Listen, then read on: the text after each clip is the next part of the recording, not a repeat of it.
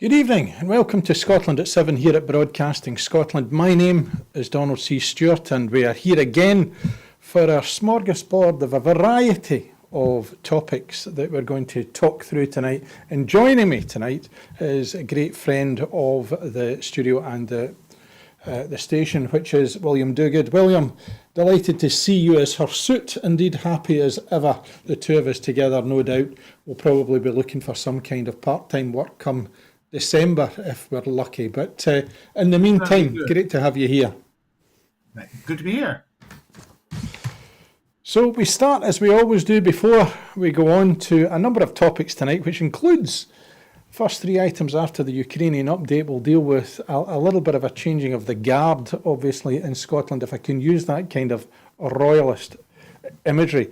Also talking about a familiar terror, migration, some concerns both emerging from Kabul and also emerging with regards to Afghani refugees, and some good news to finish with in terms of homes being built in Scotland. But before we launch into all that, the Ukrainian update from day 398 of the Russian attempted invasion of Ukraine.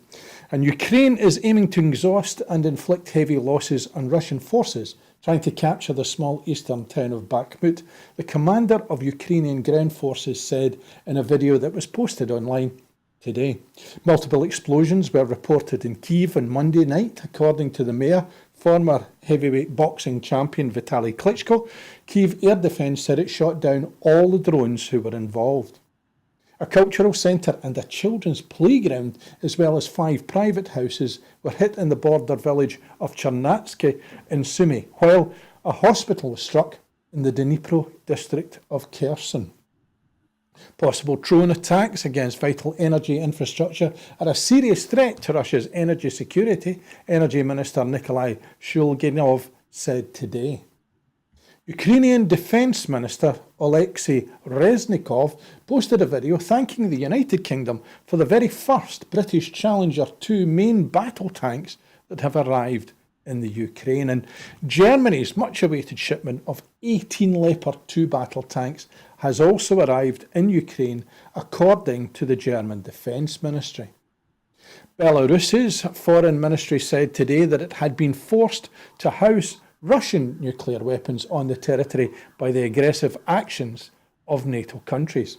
The United Kingdom and Poland have announced today that they will build 2 temporary villages in Lviv and Poltava in western and central Ukraine to provide housing for more than 700 Ukrainian people who have been forced from their homes by Russia's invasion.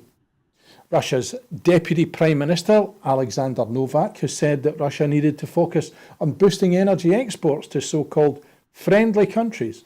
As he said, Russian oil supplies to India jumped 22-fold just last year. At least 2 people were killed in a Russian missile strike on the eastern city of Sloviansk on Monday, according to Pavlo Kirilenko, the regional governor. And President Zelensky visited Ukraine's northern Sumy region today during his tour of areas of the country that have felt the brunt of Russia's invasion. Meanwhile, the UN Security Council has declined the Russian request to investigate who blew up the Nord Stream 2 pipeline. William, if I can pick on a couple of things in there that I think are quite interesting. Reference there to friendly nations that Russia may have. And India, 22-fold increase in the amount of supply that's being sent to them. There are certain countries in the world, how long before Joe Biden stands up and talks of an axis of evil, like Bush did way back in the past? It seems to be they're running out of friends. But are these friends hardening in the way that China suggested that they would get involved in negotiations? It seems to be not just a worrying time, but a hardening in some places of stances being taken. Yeah, there's a lot of movement going on really behind the scenes, isn't there? In terms of allegiances, in terms of where countries see their interests, and indeed the extension of influence by both Russia and indeed China in all sorts of places. And this is how the Ukraine conflict feeds into the greater global card game that's going on at present. And who knows where the cards will eventually end up. And it makes it an interesting time, but also potentially quite a worrying time because the longer that these moves and these friendships and these alliances go on, the less likely I can see that the end of this war will be. I just don't at the moment see where it does end, and that is a big concern.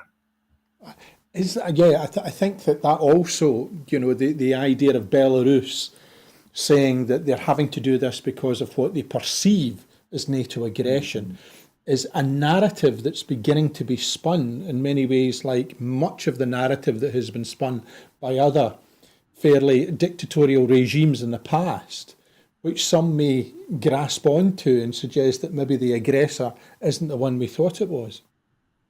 Yeah, Belarus are a very interesting case here, and I don't particularly trust anything that comes out of that country. And I am very concerned about the stationing of nuclear weapons there.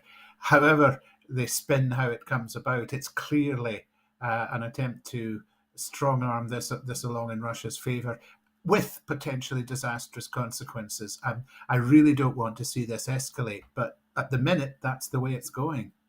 Indeed, and we move from one narrative abroad to a narrative that has been ongoing for the last few weeks, where today it culminated in Nicola Sturgeon officially resigning as First Minister. Scotland's longest serving and first ever female First Minister, Nicola Sturgeon, has today formally resigned from the office of First Minister of Scotland. It comes after more than 8 years in the role, and she announced her intention to stand down just last month, retaining her full range of responsibilities until her resignation. Formally tendering her resignation and writing this morning to His Majesty King Charles III, this has been accepted and the Scottish Parliament was notified. In her letter, she said, "Being First Minister of the country I love has been the privilege of a lifetime, an opportunity for which I will always be grateful beyond words to the people of Scotland. As the first woman to hold this office, I am proud to demit it, knowing that no girl in our country is in any doubt that a woman can hold the highest office in the land.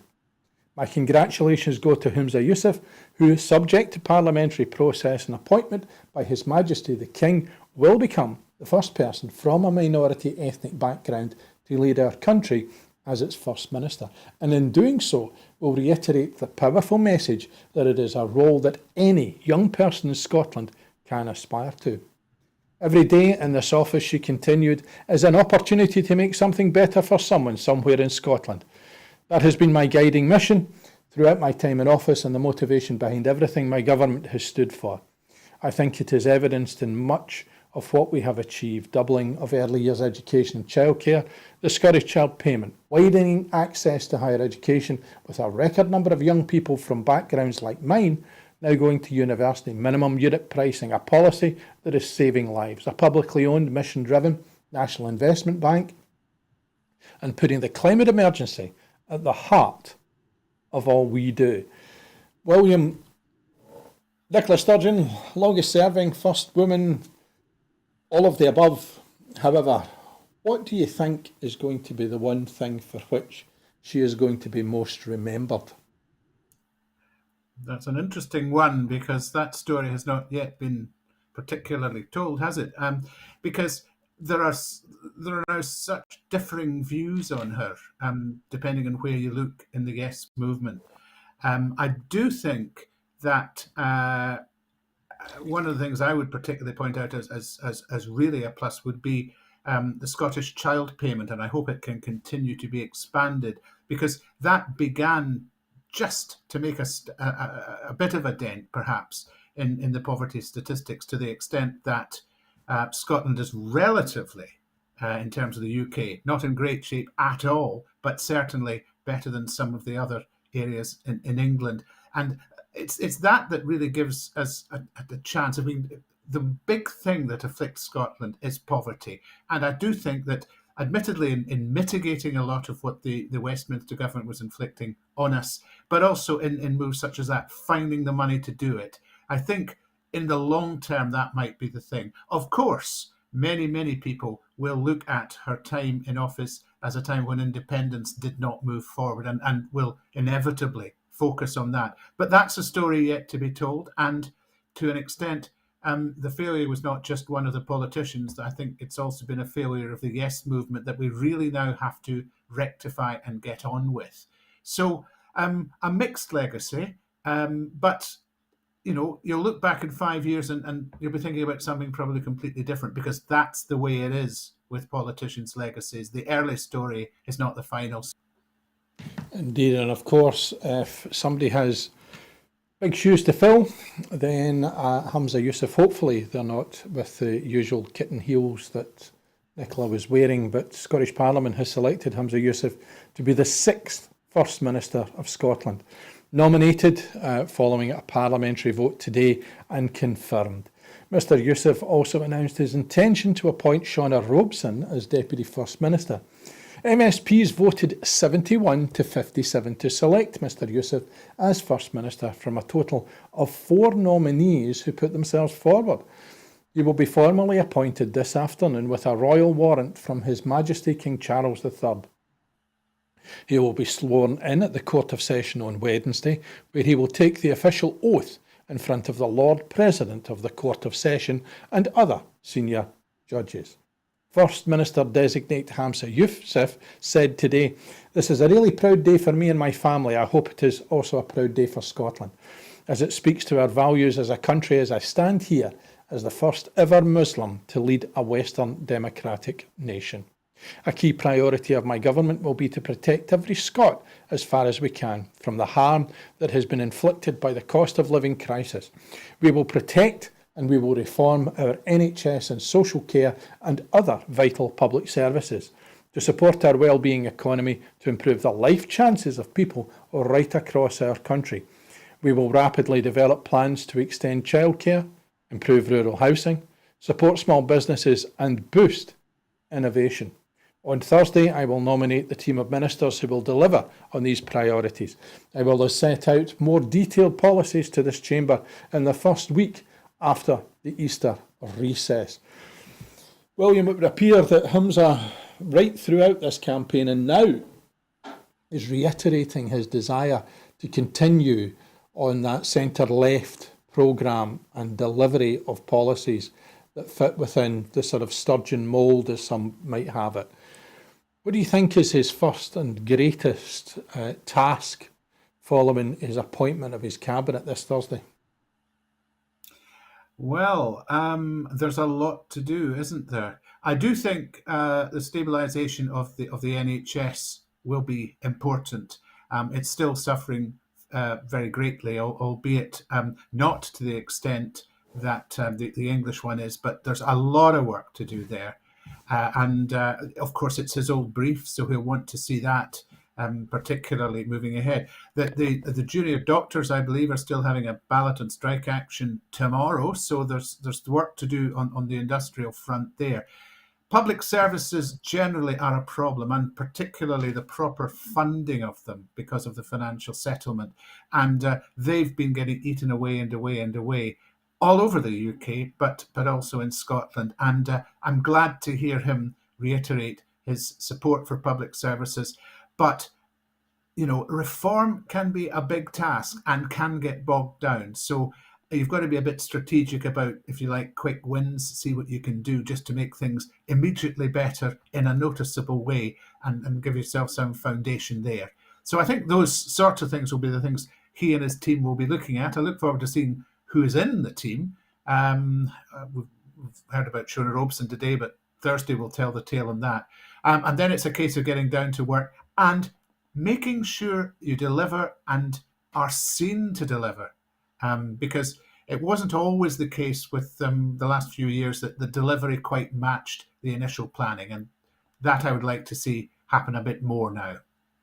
Is there an element of spin in here that has been perhaps missing? The communication to people in terms of the things that the SNP government were doing under Nicola Sturgeon never seemed to really translate into what the public heard or thought about. So is there a real sense, do you think, that those in the Yes movement and those in the SNP particularly need to ensure that there is a a common thread running through the communication out there that starts to tell the real story of what the government is attempting to do. It's very difficult to tell the real story because you're always up against, frankly, a biased media, and that won't go away. But it would be good to put up a better fight in that regard.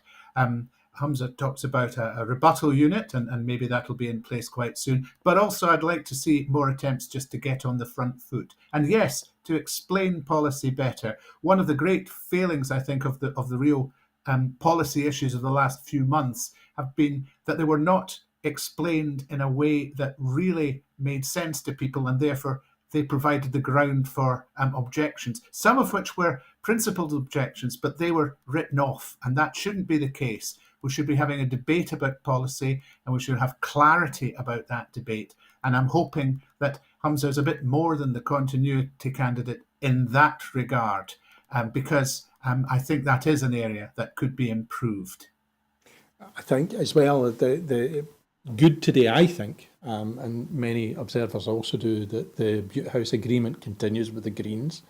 That I remember also when Nicola Sturgeon at the beginning of her First Ministership talked of how she wanted to encourage a cross-party consensus of so much, and you saw that with things, controversial things, including things like the Gender Recognition Reform Act, which people forget that was a very strongly supported by Conservative, Labour, Lib Dem, Greens and SNP members. But is there a sense, I think, now that they were running out of steam, that they were perhaps tired, and that therefore this influx of energy coming from a new First Minister, a new cabinet, might actually save some of the bacon, if I'm allowed to use that metaphor in the context we're talking?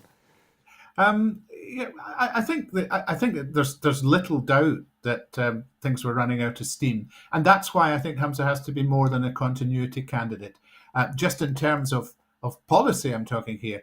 And in terms of the Yes movement and independence, there's a whole nother thing, and you may have other questions about that. There needs to be a whole new impetus there because he's talked a good set of ideas about it, and I'd like to see things happen there. So yeah, new energy is a good thing. Let's see if we can make that happen. There's still 3 years of this government to run. Let's make progress on some of these big issues, not just independence, but on the policy, the day-to-day policy issues that indicate that the potential is there for Scotland to do better under independence if we can make something of them. Of course, and 3 years is indeed a long time. I can't remember, was it Wilson who said that a week is a long time in politics? And Hamza Yousaf starts by appointing his cabinet. As it was said, it will be Thursday before the great detail is in place. But we do know that Shona Robson is to be appointed to be the Deputy First Minister by Hamza. Following his nomination to become Scotland's First Minister today, he announced his intention to appoint Shona Robson, MSP for Dundee City East, to the role of Deputy First Minister. Ms Robson was the Cabinet Secretary for Social Justice, Housing and Local Government under Nicola Sturgeon, and had supported and advised Hamza Yousaf in his campaign to become First Minister. It has also been reported that the SNP leadership rival Kate Forbes has turned down Hamza Yousaf's offer of a job as Rural Affairs Minister and will instead return to the backbenches. Mr Yousaf received the endorsement of the majority of SNP MSPs and ministers in his campaign to become leader and will be faced with some difficult considerations in deciding who to appoint to his cabinet and ministerial roles and who will return to the backbenches. William, is this Jake it Saf square go around the back of the bike sheds at Holyrood between those who once were vying for the votes? It's always a wee bit tricky with appointing people who are in the cabinet.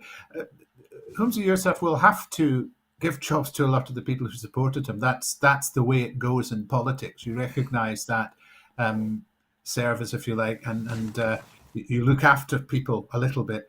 I think it's a wee bit disappointing that Kate Forbes will not be part of that because I would have liked to see a more unified front amongst the three rivals for the leadership in terms of cabinet representation. We've yet to see what, if anything, has been offered to Ash Regan. But in terms of unifying the party, which is quite important, I mean, the parliamentary party is fairly unified behind Humza Yousaf. But we also have to remember, though, that the members voted 52-48 for Humza Yousaf, and that ain't a big majority. So you really need to be looking at all wings of opinion. So whether it's Jake Itzaf, I really could do without more Jake Itzaf from the SNP, because it's a distraction from what we all need to be here for. They need to be talking sensibly and finding a way all to work together. And let's just hope there's a bit of imaginative thought goes into the appointments on Thursday. I suppose as well that Ash Regan, if she was appointed to somewhere in the cabinet, given the traction that she seemed to have with people outside of the SNP, within the wider Yes movement, that might be an indication of some kind of olive branch opportunity to set and establish a more progressive alliance out there. Yep, I think he's indicated that he's going to appoint some minister with the responsibility for independence and campaigning. Now, it would be quite a left field thing to appoint Ash Regan, particularly given that in some circles, what she was saying in the campaign was sort of allied to what Alex Salmond might have been saying. So I suspect it will not happen. But it would be a very interesting move if he were to do it. I do hope that there's some role for her, because I think she has ability, and I think she grew into the campaign. She started looking fairly raw and got better. And there were some strange bits during it. But I think there's a lot of potential there. And it would be a pity to lose that. Indeed, and I suppose the other thing for me, just looking dispassionately from the outside in, is that communication. And of course, if you're watching Humza, we are available. The way in which we attempt to get across to people and that kind of broader consensus, this is probably the first time where we're going to have a similar set of circumstances as down in Westminster, where a sitting First Minister is going to have in the back benches the former First Minister, a former Deputy First Minister, and a number of leadership rivals who potentially could be nurturing a bit like Kate and Tamas Shanter, nurturing her grievance to keep it warm. And I wonder whether that is an obstacle that Humza Yousaf is going to hope that in 3 years' time might be resolved, and he's only going to have to put up with it for that short period of time. Could be. There's all sorts of possibilities. Having your predecessor, and such a big predecessor on the back benches, it strikes me very similar to Alex Ferguson continuing to show up at Manchester United when other people were manager, and before him, Matt Busby, if you can think that far back. It's a problem. If you have a major predecessor, it's a problem. If you have disappointed rivals on the back benches, that could be a problem. And yes, you might want rid of that problem fairly soon. However, it is the stuff of being a leader that, if you possibly can, you bring things together, and hopefully Humza and whoever is advising him, because he will rely very much on the people advising him, will be sensible about it, because we need to stop with the bickering and we need to pull together. Even out there in the Yes movement, people may not like this result, and I know a lot of people don't. I know a lot of people who do, but I know a lot of people who don't. We've got to stop bickering about it and make something of it. It's the reality, and we go with what we've got. Indeed, just to continue the football analogy, of course, it being Tuesday night and we're playing Spain, Bill Shankly was, of course, told that he had to remove himself once he'd retired from the post of manager from turning up at training for Liverpool. Is there anybody in the... I mean, we know that Nicola Sturgeon has now left her post. We know that John Swinney has left his post. Coming up in 3 years' time, it may be that they leave that form of active politics forever. That would be the way, I would imagine, for most. Those who've made a success of being former prime ministers are people like Gordon Brown, who decided to remove himself so that he could be more supportive. Do you think that the SNP and the Yes movement generally has enough breadth in order to have that kind of supportive role for ex-office holders out there? Right now, it probably doesn't, but it's going to have to learn to, because we may be in for the long haul. I hope we're not in for a very long haul, but we need to do this. We need to get this done, and therefore we need to put up with some things that maybe we're not altogether happy with. I think the Yes movement is going to, as a result of all this, do a bit of growing up. I very much hope so, because otherwise things will drift and the dream will be lost. So, yeah, it would be a very interesting time to be looking from the outside at. Perhaps not quite so interesting actually to experience, more worrying to experience. But here we are. We're at the start of a brand new era. Indeed, and talking of dreams being lost, onto a nightmare as the United Kingdom supermarket inflation has hit a record high. Supermarket price inflation in the United Kingdom is gone up again, raising the increase in average annual household bills an astonishing £837 as shoppers increasingly turn to multiple supermarkets to hunt for bargains. Year-on-year price increases for groceries hit an all-time high of 17.5% in the 4 weeks. The 4 weeks to the 19th of March compared with a year earlier. According to the latest figures from the data firm Kantar, the prices of eggs, milk and cheese are rising at the fastest pace. The latest price rises mean an average annual household bill for groceries is £5,617, according to Kantar. Consumers are choosing to shop around to get the best deals, visiting 3 or more of the top 10 food retailers each month. And overall grocery sales grew by 8.6% in the 12 weeks to the 19th of March. The amounts of tomatoes, peppers, cucumbers bought at independent shops rose 32%, 26% and 21% for cucumbers respectively last month, amid concerns about product shortages caused by high energy prices, Brexit and the climate crisis. Some supermarkets, including Asda and Morrison's, rationed certain salad items. More worryingly for those of us who have any number of children, people have started shopping for Easter, with chocolate egg sales up 6% in volume terms than last year and hot cross buns 5% ahead, according to Kantar. The German discounter Lidl was the fastest growing supermarket, whilst its rival Aldi reached a new record market share of 9.9%. Morrison's eked out growth of 0.1%, but only because of rising food prices, meaning the amount of goods it sold plunged. Similarly, Waitrose, owned by John Lewis, grew sales by 2.1%, but saw its market share slide to 4.5% as the volume of goods it sold also fell. The idea of going about to different supermarkets, of course, William, would only pertain to those who can afford a car to take them there. Those who are in real dire need will be stuck with the local supermarket, and they won't have that, dare I say, luxury of being able to shop about. Being able to shop about being a luxury just about sums it up. This is an economy that works for the very wealthy with their budget giveaways, but surely we need to be looking at things like universal credit and restoring at least the £20 that was taken out of it, because everybody needs to buy food. And it's that really is currently fueling inflation. And admittedly, there are all sorts of reasons behind it. And Brexit keeps creeping into the conversation, but there it is again. High energy prices, yes, they were always going to feed through into other things. And indeed, the climate crisis and the shortages that creates. But this is hitting ordinary people very hard, and that is sucking the life out of the economy. And it's also causing all sorts of other background problems, I should imagine.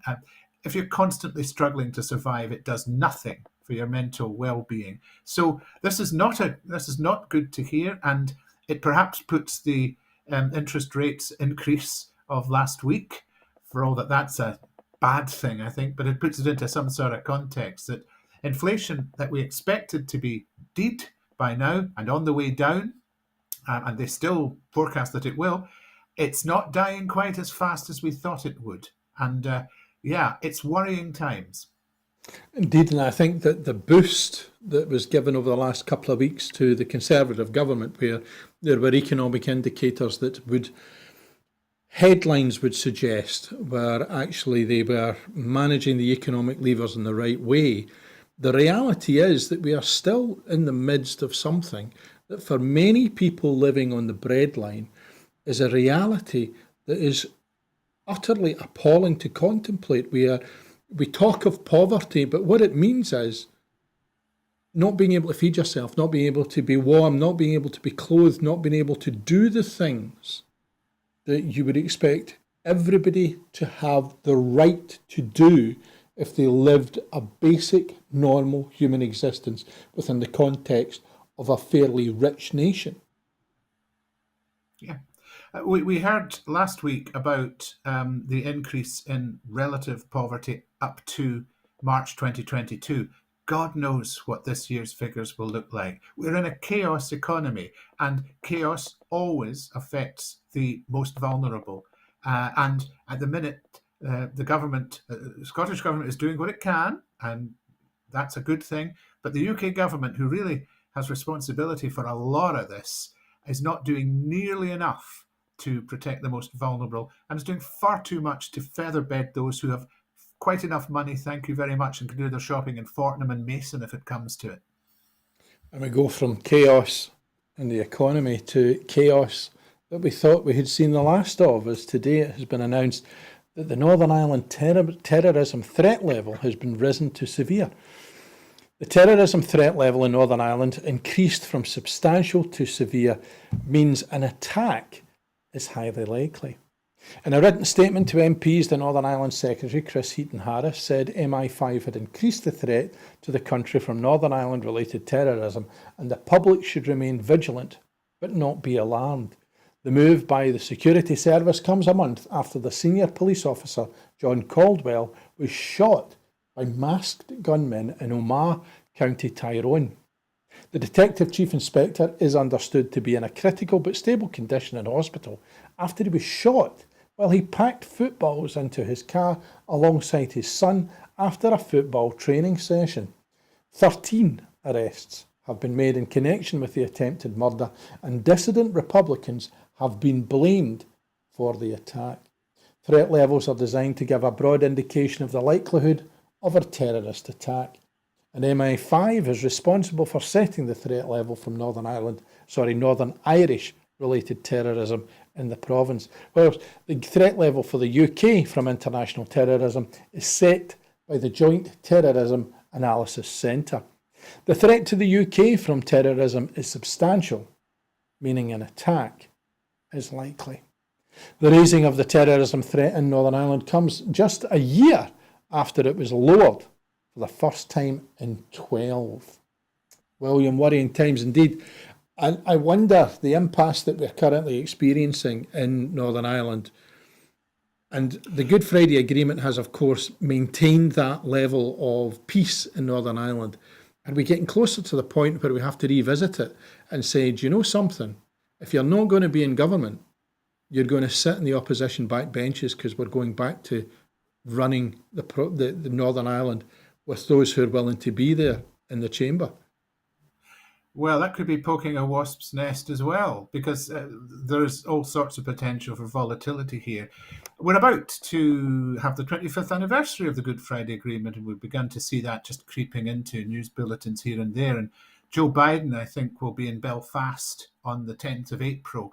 And it would be ironic and tragic in the extreme if that were to happen against a background of the whole thing beginning to unravel. I wouldn't think we've got quite as far as that, but certainly the impasse is worrying. There does not seem to be a proper way through it. And yeah, there is violence sporadically breaking out, probably no worse over the years. If you look at Lyra McKee and others going back, It's been severe before, and that's been borne out in terms of what's gone on. And here we are back again. But it does mean that any positive move has come to a juddering halt. And that should give us all pause. How you deal with it, it's perennially different. Different is certainly different, but it's difficult. It's difficult in Northern Ireland because it is so easy to make things worse. So a big stick, perhaps, but I would counsel caution. Caution indeed, and of course the big stick over the last few years hasn't always worked. But when we have a volatile solution, the British government at one point threw Boris Johnson into the mix of it, and he went across to the DUP in order to offer and proffer a huge number of things, which of course has led to the government being almost a hostage to fortune under Theresa May, but also now with a significant number of people who are highly critical, and that criticism is on both sides. And indeed, Joe Biden will be in Northern Ireland, and one worries after the violence in France and King Charles's visit being cancelled. Is there a possibility that Joe Biden's visit may actually turn out to be a casualty? At this stage, it's unlikely. They've merely raised the threat level back to where it was. There's nothing major breaking out at the moment. So I would think not, as things stand. Obviously, what is it? 3 weeks is a long time in politics, and certainly in the politics of Northern Ireland. But I'm not worried about that just yet. From one foreign dignitary coming to the UK, we move on to talk about ordinary people attempting to come to the United Kingdom and the obstacles that they face as non-governmental organisations, members of parliament and academics have called for the withdrawal of the UK's illegal migration bill. More than 60 NGOs, MPs and academics have written to Prime Minister Rishi Sunak urging him to withdraw the UK's illegal migration bill, warning that it will drive modern slavery underground and cost lives. Ahead of the controversial Bills Committee stage debate out today, signatories including the Anti-Slavery International, After Exploitation and Liberty have said that it would rob people fleeing danger of the right to claim asylum simply for entering the UK irregularly. Additionally, they say it offers no blanket safeguards against the detention of women, children, pregnant people or those with serious mental or physical illnesses. The letter, also signed by Freedom from Torture, the Women's Institute and Refugee Action, says if passed, the legislation would cost lives. It would inflict harm on survivors of modern slavery and other human rights abuses who are trying to rebuild their lives. It threatens survivors with detention and removal for entering the country without immigration leave. Under the measures, many survivors would not be recognised as victims, even in cases where they were deceived with fake job offers and documents or forced across borders through threats and violence. If passed, the measures would drive modern slavery underground by removing survivors' ability to report trafficking and access assistance. Letter, signed by opposition MPs, also raises concerns about the villainisation of trafficking victims by government officials, highlighting the Home Secretary, Suella Braverman's unsubstantiated claims that people confirmed as victims are gaming the system. It says victims of exploitation are also often left to deal with a legacy of sexual, physical and psychological harm without guaranteed help such as specialist shelters, a basic financial allowance or access to a caseworker. The signatories went on to say that last year 4,580 suspected victims had slipped through the net after authorities flagged trafficking indicators with the Home Office but made no referral. This happens because potential victims do not provide consent for a referral or are too young to do so. The bill would mean all those who enter the United Kingdom via small boats or in the backs of lorries would either be returned or dispatched to a third country, such as Rwanda. Despite the fact that the government's Rwanda deportation scheme has been held up by legal challenges. The illegal migration bill did not contain the customary declaration that it is compatible with the European Convention on Human Rights, and experts have warned it could fall foul of fundamental rights such as the right to protection from trafficking and slavery. William, with one eye on your constituent membership, the Women's Institute have joined in to say that this shouldn't happen. Do you think that will tip Rishi Sunak over the edge and into agreeing that what he's doing is the wrong thing? Well, the pressure is building, and that's a good thing. Not just Gary Lineker, you see, it's 60 NGOs and the Women's Institute now. But how much pressure does there need to be to counteract a Tory dog whistle, which is all this whole thing has been over the last few weeks, and particularly last week with Suella Braverman's photo op in Rwanda, laughing her head off. And that is the thing. It seems to me that the Tories have very little else to get them elected come the next general election. And maybe they're just now turning to the extremism and the grotesque characterization of people merely seeking to survive and get on with their lives. And, you know, obviously there's a problem with trafficking. Deal with the traffickers. Don't villainize the victims and recognize the victims as victims. There's very little humanity here. But it may be just what the Tories need to get them elected. So it's a strong thing to counteract, and we're nowhere near it yet. Indeed, and I think as well, that whole dog whistle, that whole drawing attention to something, doing the thing that your constituents that you believe who are going to keep you in power want to hear, whilst underhand, under the table, doing other things that are likely to upset everybody else but don't matter, is a policy that is very difficult up here to understand, because they're getting away with it down there, but it then affects everybody up here. And you know, you mentioned Brexit earlier on, the lack of tomatoes. I saw a graphic that showed in blue all the countries where the problems with, I think it was the weather that was blamed. It wasn't Brexit, it was just the weather. All the countries in blue had no problem getting tomatoes. And there was one part of the European community, or the whole of Europe, that was red where they couldn't get them. And strangely enough, they were in the European community. So once again, it's about narrative and communication, and it would appear that that is pushing agendas. And you're quite right to point out Suella Braverman's appalling photograph opportunity that went viral. Yeah. It's a very cynical approach, but cynicism has worked in politics in the past. What disappoints me slightly is that there isn't the upsurge of anger against it in Scotland, because we are, I feel, we're not perfect, but we're different. We don't think like that. And I would like to hear that expressed more by ordinary people. But I guess ordinary people are just getting on with their lives. And if the dog whistle's too high for them to hear, never mind.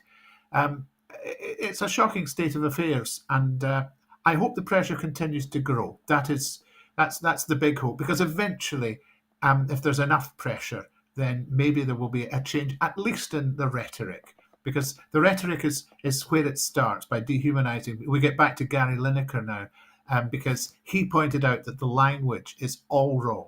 Whether you compare it to past times or not doesn't matter. It's all wrong, and it needs to stop. We need to see people as victims and human beings.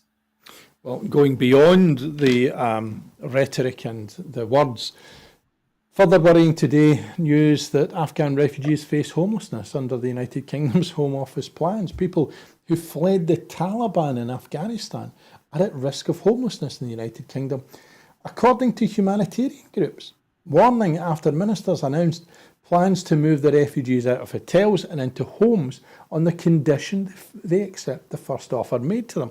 Afghans who are living in temporary bridging accommodation in the UK under the UK's two resettlement schemes would be given additional support to find settled accommodation after a year and a half, after 18 months in hotels, according to the Home Office.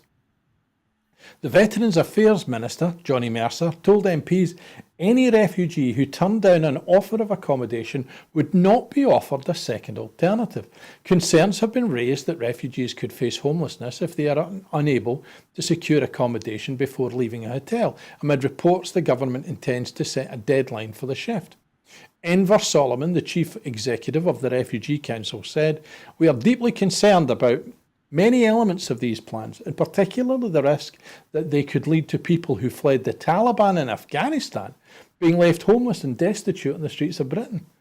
The Home Office says the United Kingdom government is providing £35 million in new cash for local authorities that would go towards increasing the level of support available and overcoming barriers in accessing the housing system and employment. Announcing the move in the House of Commons, Mr Mercer confirmed refugees in hotels who turned down a move would not receive a second offer. Afghans who arrived under two resettlement schemes, which were the Afghan Citizens Resettlement Scheme, ACRS, and the Afghan Relocations and Assistance Policy, ARAP, make up a fifth of people living in bridging hotels. William, there are so many things in here. Homelessness is an issue. Governments constantly say we have to solve homelessness, and here they want to cause it. If you don't take your first offer, you're not getting a second offer. What are they going to do? End up being homeless. It's a bit like being in a council house scheme, where if you don't accept the dilapidated, horrible, awful part of social housing that we've got left, you're not going to be offered the better one up the road somewhere else.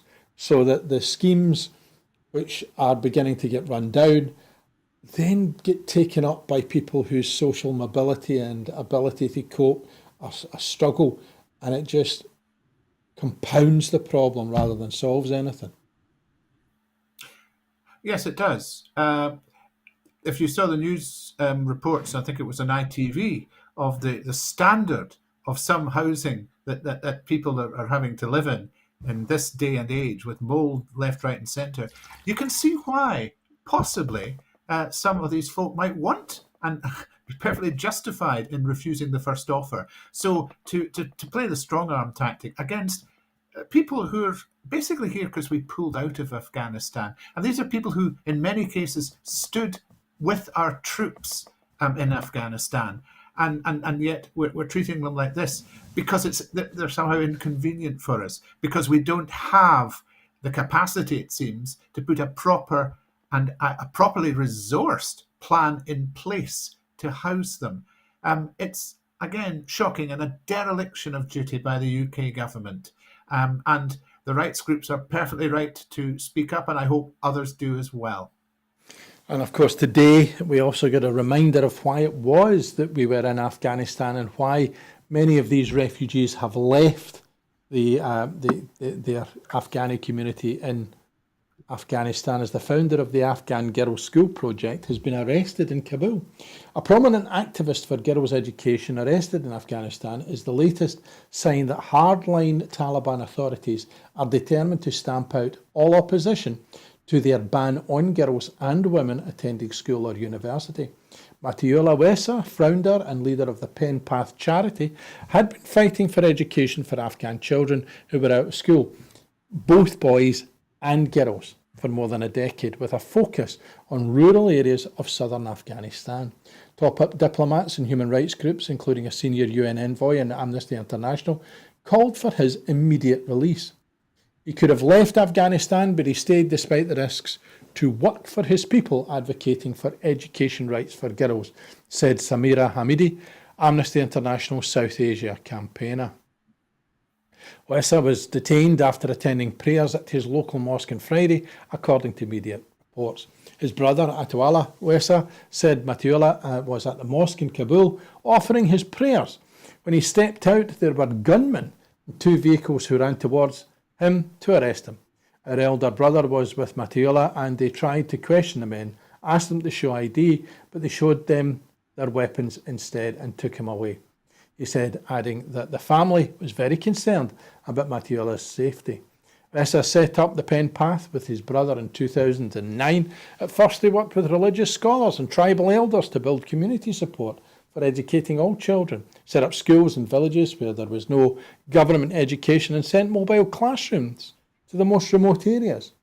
His message focused on public demand for girls' schools and their right to an education under Islamic law.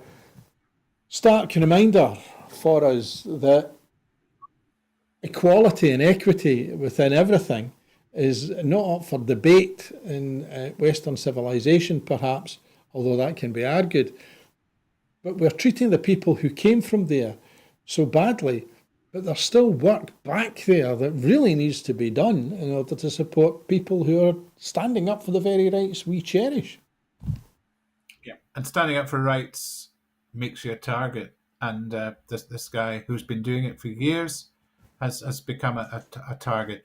The Taliban just has so much previous on this. I mean, supposedly a temporary ban until, quote, Islamic conditions are met. That's on girls' education. And what conditions would those be? As you said, Islam has got a right to education. We shouldn't, of course, be looking for religious justification for education in any event, but that's the kind of dream world we seem to be in.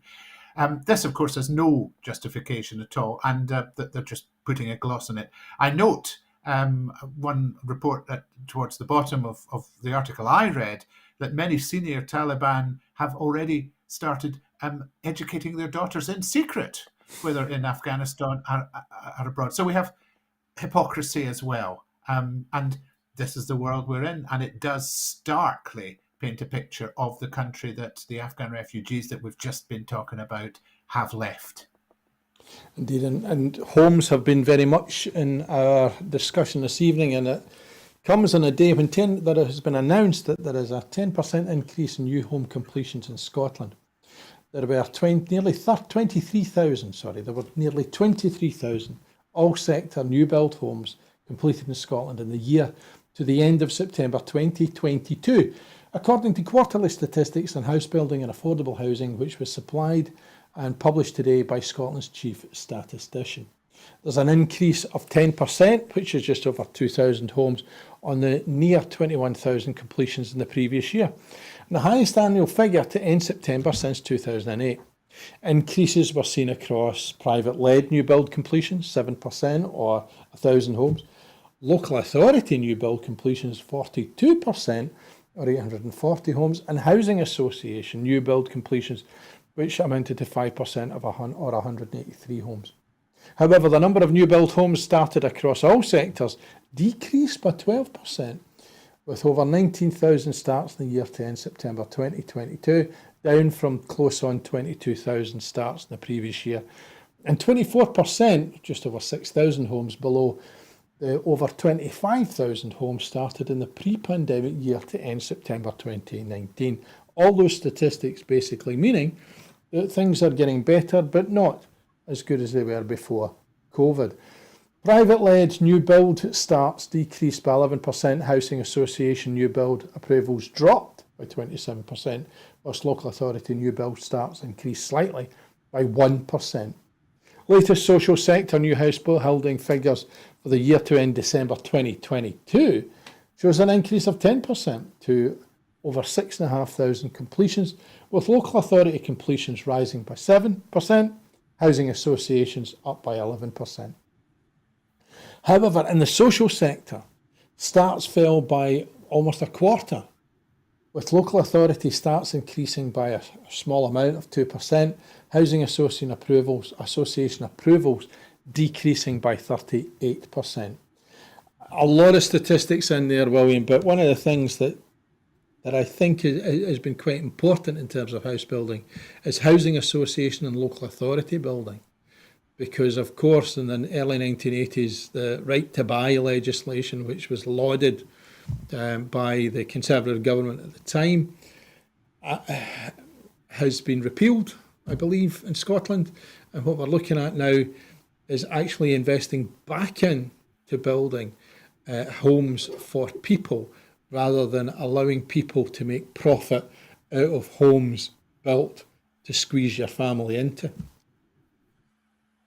Yes, there's a target, and it's a 10-year target from 2022 to 2032 to deliver 110,000 affordable homes out of all the additional stuff that you spoke about. 110,000 affordable homes by 2032. 70% of them for social rent and 10% in the Highlands and remote island communities. On the basis of the figures we saw today, we're getting towards it, but I would say still probably slightly off target. And it's an area that's very open to disruption by circumstances. Way back, the 2008 financial crash affected it. And then, of course, COVID affected it. And who knows what the next thing to come along that will affect it will be. So it remains an ambitious target with a lot more to be done. And I think we need to be having some reasonable sized percentage increases over the next couple of years to get back on track for that target. Because it's very, very important, not just that the houses are built, but that the correct mix of houses are built, and that we're not just pricing people out of a home here in Scotland. And there's been too much of that, and it needs to stop. Indeed. And with that thought of the correct mix, William, thank you very much for being with us this evening. We have come to the end of our discussion. As always, fascinating to have you, and thank you very much for your contribution. Thank you. That is it for this evening, in a night where we have had the familiar chat across that large number of agenda items that you might not have seen prevalent within mainstream media. But what we like to do here is to take not only from a Scottish perspective, but allow us the opportunity to go into slightly more depth and detail those things which may be missed. So I want to remind you that here at Broadcasting Scotland, we depend on the generosity of our supporters. So to everyone who has donated and everyone who has signed up to make a regular monthly payment, on behalf of all of us here at Broadcasting Scotland, our grateful thanks. Thank you very, very much. We always say our programmes will be free to view. However, if you can afford £5 a month, please consider becoming a Broadcasting Scotland supporter. We've set ourselves a target of adding 10,000 new subscribers to enable us to employ staff to make more programmes. And of course, as well, if you are active in social media and you've seen us try to build a stronger base of viewers, please don't hesitate to send a message out to as many people as you can that we're here. And we are, of course, not just looking for those people who can contribute financially, but also to volunteer. We're always looking for people to support us in whatever way they can, whether it be by signing up as a subscriber and providing some sort of financial contribution, or coming along, giving us a hand, even in front or behind camera. And Humza, I'm serious. If you are looking for people, if you are looking for people who may well have a similar kind of view of life and the world outside, please don't hesitate to get in touch. But for the rest of you as well, please do keep in touch, because for me, Donald C. Stewart here at the Broadcasting Scotland studios here in Cook Gardens in Glasgow, it's good night. Thank you for watching.